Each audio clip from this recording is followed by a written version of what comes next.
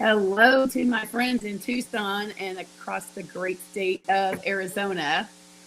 It's fitting that your theme is resilience because certainly we are all experiencing that in the world that we live in today.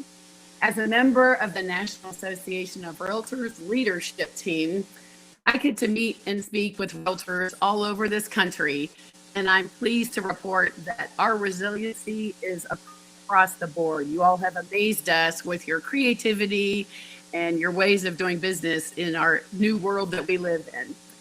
In fact, despite the 2020 challenges, I believe that the realtor team has never been stronger. So I hope you feel the same way. It's a testament to our resilience and our adaptability. So thanks to each one of you for showing that. I particularly want to recognize your local and state industry leaders who are demonstrating realtor resiliency in action. Tucson Association of Realtors President William Lordka, President-elect Diane Marzoni, Vice President Jerome King, Robert Hallberg as Treasurer, and Barbara Wilson as immediate past President, your CEO, Randy Rogers, and of course, my friend Mary Rogers, your state of Arizona president. Thank you all for inviting me to be here today. This year has been like no other year has ever been. And every day we feel like there are balls in the air trying to figure out what to do. But I will tell you that our advocacy is nothing short of extraordinary. We are not just making a difference in our industry, we're fighting for consumers and to protect the American dream of homeownership. Here are just a few examples of the things that we have accomplished together. We made sure that independent contractors living on a commission-based income were eligible for SBA loans, unemployment assistance, and paid sick and family leave. This was the first time ever in the history of our country that independent contractors were eligible for stimulus funds. Realtor advocacy made history. We stood up for consumers by supporting mortgage forbearance measures. We urged Congress to take quick action to appropriate funds for the Paycheck Protection Plan as well as EIDL.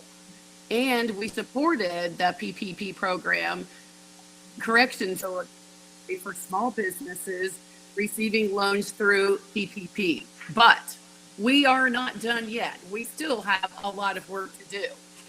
The bipartisan American Dream Payment Act has gained traction in the U.S. Senate, thanks to strong support from us at NAR. The bill aims to address barriers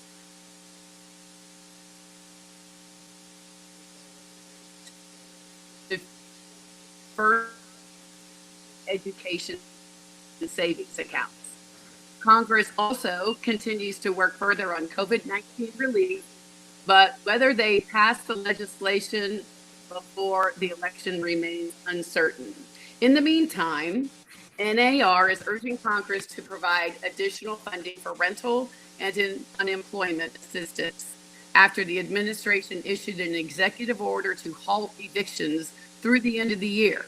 The eviction moratorium may help renters stay in the houses months of unpaid rent when the moratorium expires. Property owners, meanwhile, need help meeting their own financial obligations. Some of NAR's advocacy priorities include a nationwide remote online notarization law that you just heard about from your state president, Mary Roberts, liability protections for businesses that reopen following federal and state guidelines, and reforms and continued deadline relief for 1031 like-kind exchanges and opportunity zones. In addition to our work with COVID relief, we are stepping up our advocacy on fair housing and building more inclusive communities. The NAR leadership team passed ACT plan earlier this year. ACT stands for Accountability, Culture Change, and Training. Let me highlight some of the initiatives with the plan. We're providing fair housing enforcement and education recommendations for state AEs who seek to strengthen real estate licensure laws. We're developing a discrimination self-testing program for brokerages that want to access whether their employees are providing equal service to respective clients or different backgrounds. We're also creating an interactive fair housing training platform and a 3-hour implicit bias classroom training. The ACT plan is a strong framework, but NAR is committed to do even more. We reorganized last summer to create a new fair housing policy committee. We are pivoting NAR's Strategic Thinking Advisory Committee, which is also known as STAC, to make us the leaders in empowering diversity in our industry. We also launched an extension of our That's Who We Are campaign, focusing on our commitment to fair housing. You can find these materials as well as social media posts and print ads on That's Who We Are, as in just the letter R, That's Who We Are.realtor. And join us in this effort. Watch NAR's video on implicit bias. Obtain the At Home with Diversity certification designed to help realtors work successfully in a multicultural market. Apply for the new NAR's new community rebuilding for realtor associations to clean up and repair community spaces that have been impacted by the demonstrations against racial injustice.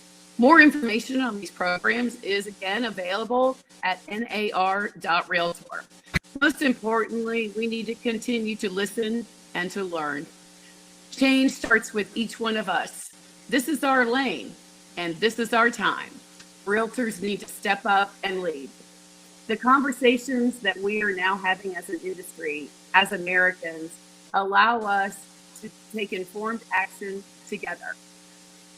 On top of everything else, Election Day is only 47 days away. Our advocacy work and our collective voice are more important now than they have ever been. Our message to realtors is to vote, act, invest. NAR has created resources that you can use to encourage voting using the hashtag RealtorsVote.